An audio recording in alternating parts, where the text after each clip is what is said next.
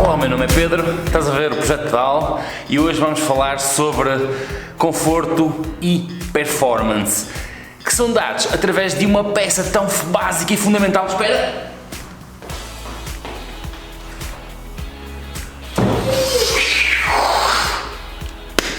Exatamente, isto é um sling e o vídeo de hoje vai ser sobre como é que o sling pode afetar a performance e o conforto, quer em praticantes domingueiros, quer em atletas profissionalíssimos. E quanta diferença pode haver entre um bom sling e um mau sling.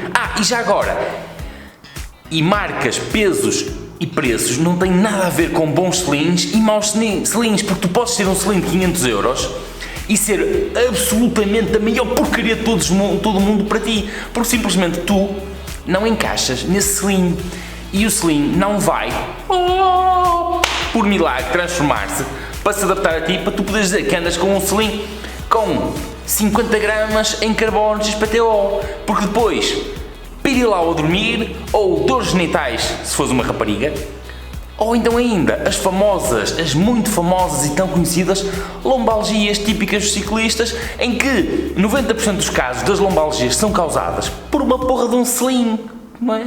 Hoje vamos falar um bocadinho sobre isso.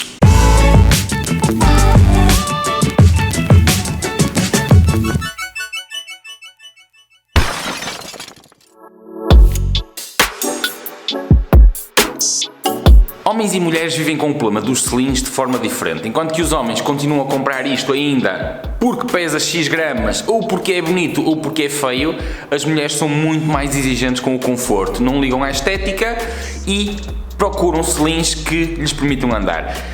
Porque o sling promove problemas semelhantes, quer num quer no outro, mas de forma diferente. Enquanto que, se tu fores homem, adormece-te o pénis e dizes, ok, eu levanto-me aqui, pedalo durante 1 minuto em pé, o fluxo de sangue retoma ao pénis e está o problema resolvido. Já com as mulheres não se passa isso, porque as mulheres fazem um contacto genital direto com o sling e isso provoca-lhes dores. E portanto, no caso das mulheres, já reparaste que elas pedalam totalmente puxadas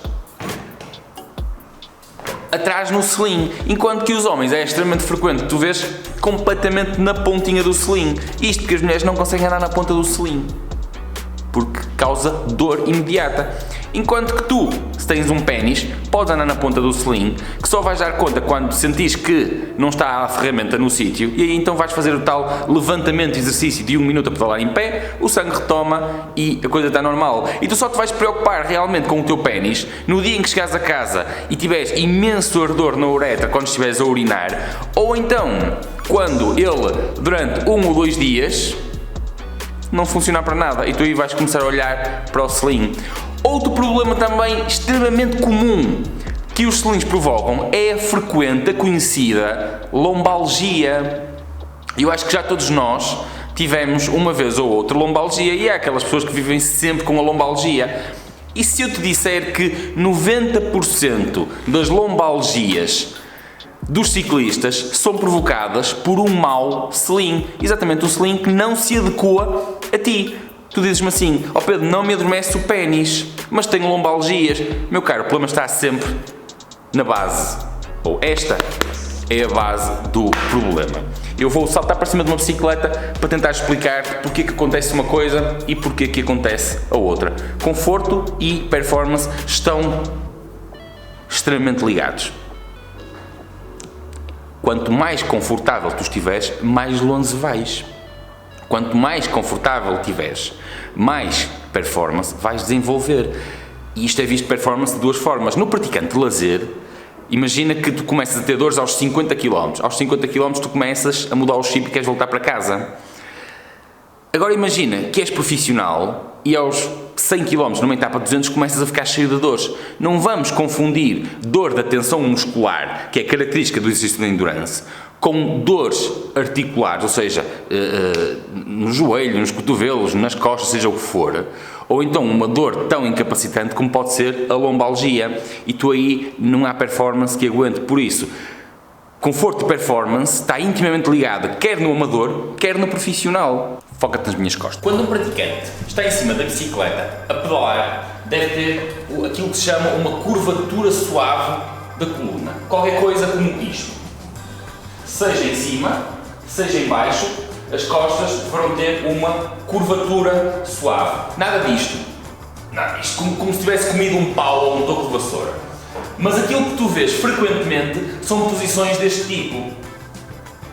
Ora, este tipo de posição acontece porque o sling está a fazer demasiada pressão perineal e o praticante, sem se aperceber, defende-se intuitivamente fazendo esta rotação da anca para trás. Faz isto. Afasta-se do guiador, criando outros problemas à frente, como por exemplo, dormência das mãos ou até mesmo dor da cervical, mas o problema está na base do sling, porque ele faz isto, o sling deixa de fazer pressão perineal, passa-lhe a criar lombalgias e no que diz respeito à performance vem ainda outro problema que eu explico já de seguida. A posição deveria ser esta. Quando o sling não te faz qualquer tipo de pressão perineal, tu consegues fazer esta rotação da anca e pedalar confortavelmente desta forma. A coisa agrava-se ainda mais quando estamos a falar de bicicletas e posições de time trial, ou então os conhecidos contra-relógio, ou triatlos longos, em que tu precisas de ir assim, neste caso assim, numa posição aérea. E aqui é aqui que a coisa se torna bastante complexa. É que se tu não fores assim e fizeres isto, o que vai acontecer, há uma coisa que tens aqui que se chama diafragma. O diafragma está para os pulmões como o bíceps está para o braço, está bem? Se tu tiveres uma má posição e fizeres esta curvatura que eu acabei de mostrar, ou seja, se fizeres isto, tu vais meter a cavidade abdominal a bloquear o diafragma e não vais conseguir respirar com toda a tua capacidade. Recorda que o VO2 máximo que os ciclistas passam a vida a treinar e a avaliar são três coisas: é a captação, é o transporte e é a utilização final muscular do oxigênio. Se tu tiveres um mau sling, vais estar a bloquear aquele que é a primeira destas três situações, que é a captação do oxigênio, porque não expandindo corretamente o diafragma e a caixa torácica, tu não vais respirar e podes estar a perder aqui 10, 20, 30% da tua capacidade respiratória. Tudo por causa de quê? Por causa de um sling. Porque um ciclista que num mau sling tenta colocar-se direito, o sling esmaga-lhe a próstata por completo. E o que o ciclista faz é uma rotação posterior da anca, ou seja, roda a anca para trás para encaixar os isquios, um segundo, na parte traseira e defender-se da pressão perineal. Não há muitos slings que se recomende e, na verdade, quando um ciclista encontra aquele que é o seu sling, deve ficar com ele o resto da vida.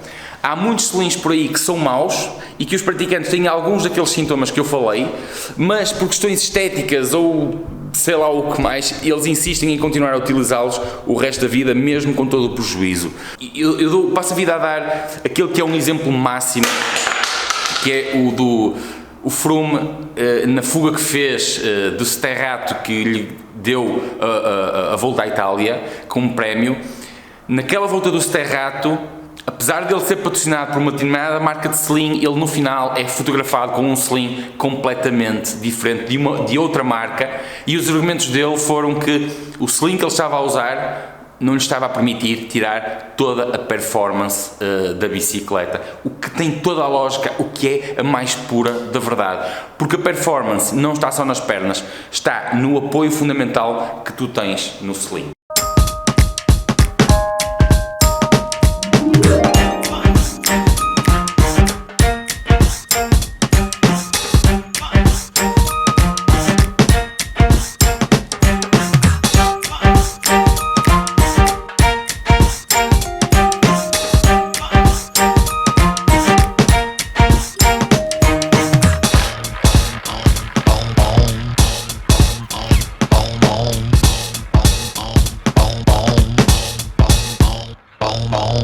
Já agora, aquela posição de extensores tipo Superman, assim, com os pulsos assim, bem quebrados.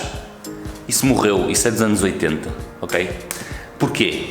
Repara, do ponto de vista aerodinâmico, estar assim, olha para mim de frente, estar assim é completamente diferente de estar assim, ok?